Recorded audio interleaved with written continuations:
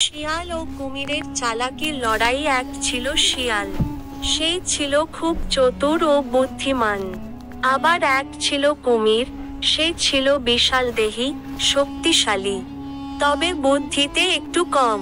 এরা দুজন একই নদীর পাড়ে বসবাস করত। শিয়াল ছিল বনের দিকে, আর কুমির ছিল নদীর পানিতে। শিয়ালের চালাকি। শীতের এক সকালে শিয়ালের খুব ক্ষুধা পেল।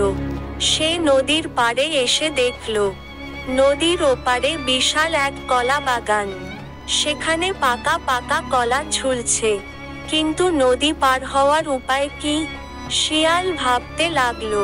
ঠিক তখনই সে দেখল, কুমির পানির ওপর ভেসে আছে। শিয়াল মিষ্টি গলায় ডাক দিল, ওহে কুমির মামা, কেমন আছেন? কুমির হালকা হাসল, ভালো আছি রে শিয়াল ভাই, তুই এখানে কি করছিস? শিয়াল বলল, আমি শুনেছি রাজা এক বিশাল ভোজের আয়োজন করেছেন। তিনি সব প্রাণীদের আমন্ত্রণ জানিয়েছেন। আর শুনেছি কুমিরদের জন্য আলাদা করে অনেক সুস্বাদু খাবারের ব্যবস্থা আছে।